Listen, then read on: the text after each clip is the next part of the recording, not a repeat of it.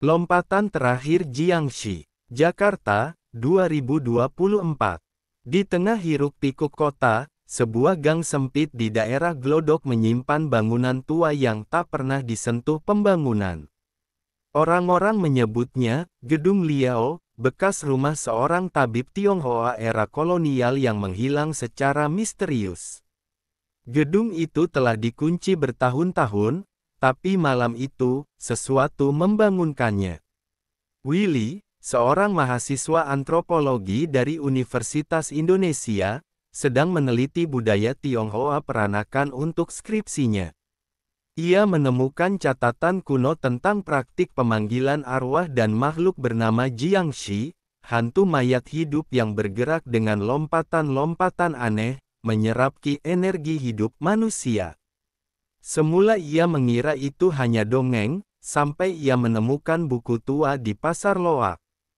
Sebelum lanjut ke ceritanya, bisakah Anda memberikan dukungan berupa like dan subscribe? Terima kasih karena telah mendukung Kipak sampai sejauh ini. Lanjut bro. Buku itu berjudul Gui Zhenlu Kitab Jalan Hantu, tulisan tangan dengan tinta yang sudah memudar. Penjualnya, seorang pria tua dengan suara bergetar, memperingatkan Willy, jangan baca halaman terakhirnya keras-keras, dan jangan pernah membacanya saat malam ganjil. Willy menertawakannya. Ia hanya butuh sumber unik untuk bahan skripsinya. Tapi rasa penasaran mendorongnya terlalu jauh. Malam itu, di kamar kos kecilnya, ia mulai menerjemahkan isi kitab dengan bantuan Google Translate dan forum-forum bahasa Mandarin klasik. Saat jam menunjukkan pukul 1:11 dini hari, Willy membaca lantunan dari halaman terakhir, mantra kuno yang dalam catatan disebut pemanggilan tubuh mati. Angin tiba-tiba berhembus dari ventilasi. Lilin di meja bergoyang hebat. Tapi tidak terjadi apa-apa, atau begitulah pikirnya. Hari-hari berikutnya, Willy mulai merasa diawasi. Di kaca jendela kamar, sesekali terlihat bayangan melompat di kejauhan. Kucing-kucing kos mengeong keras setiap malam, menghadap ke sudut gelap taman. Suara seperti kuku mencakar kayu terdengar di loteng meski kos itu hanya satu lantai. Puncaknya terjadi saat salah satu teman kosnya, Rendra, ditemukan meninggal dengan wajah pucat dan tubuh kaku. Dokter menyebutkan serangan jantung, tapi yang aneh, tubuhnya membiru dan mengeluarkan aroma busuk seperti mayat yang sudah berhari-hari mati. Dan yang paling mengerikan, jejak tanah berlumpur dengan bentuk kaki melompat ditemukan di koridor. Willy mulai mencari bantuan. Ia kembali ke Glodok, mencari penjual buku tua itu. Tapi toko itu sudah tak ada. Orang-orang di sekitar bilang toko itu telah kosong puluhan tahun. Dalam keputusasaan, Willy menemui Bulani, seorang dukun keturunan Tionghoa yang tinggal di pinggiran kota. Ia membawa kitab itu dan menceritakan semuanya. Begitu Bulani melihat buku itu, ia langsung menutupnya dengan kain merah dan membentaknya, "Kau sudah memanggil sesuatu yang seharusnya tak lagi berjalan di dunia ini. Jiangxi itu bukan sekadar hantu, ia adalah tubuh yang ditolak oleh surga dan bumi. Mayat yang tak bisa masuk ke akhirat." Willy terdiam. Bulani kemudian menjelaskan bahwa Jiangxi bisa terpanggil jika ada pembacaan mantra yang salah, apalagi jika dilakukan tanpa persiapan seperti darah ayam hitam atau jimat fu. Dia sekarang menempel padamu. Dia akan mengambil napasmu, malam demi malam, sampai kamu kaku seperti bangkai, ujar Bulani. Malam itu, Willy disuruh tidur di rumah Bulani. Di kamarnya, jimat merah ditempel di setiap sisi. Dupa dibakar. Tapi pukul 2 dini hari, terdengar suara aneh dari atap, duk, duk, duk, seperti sesuatu melompat-lompat dengan kaki berat.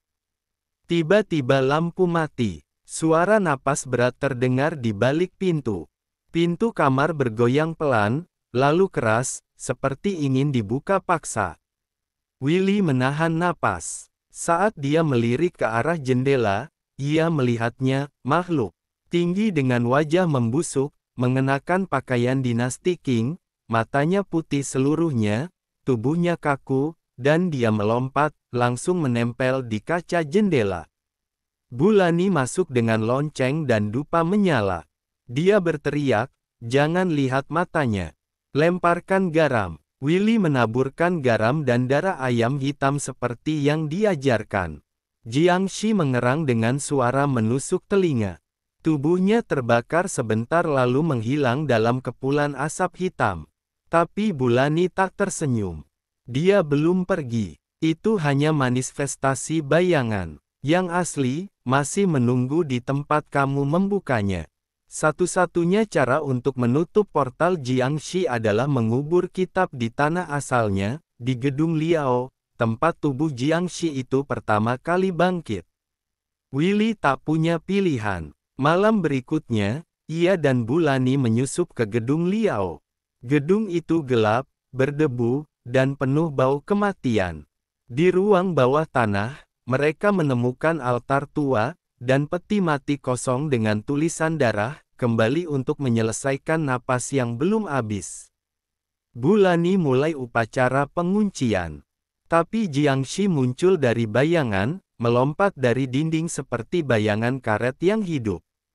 Dia bergerak cepat meski tubuhnya kaku. Willy melemparkan jimat terakhir tepat ke dahinya. Makhluk itu terjatuh, mengerang, lalu diam. Dengan cepat, kitab dikubur dalam tanah bercampur garam dan darah. Mereka membakar dupa terakhir dan menutup altar dengan tanah merah. Beberapa minggu kemudian, Willy menuntaskan skripsinya. Ia tak pernah lagi membaca mantra dari kitab manapun. Gedung Liao dilaporkan terbakar sendiri, tak meninggalkan apapun selain abu. Dan Bulani menghilang begitu saja setelah malam itu. Tapi sesekali, saat Willy terbangun tengah malam, ia mendengar suara berat dari atap kosnya. Duk, duk, duk. Dan udara di kamarnya terasa dingin sekali. Terima kasih karena telah menyaksikan video ini. Jika ada kritik dan saran boleh lemparkan di kolom komentar. Jangan lupa subscribe agar tidak ketinggalan konten horor selanjutnya.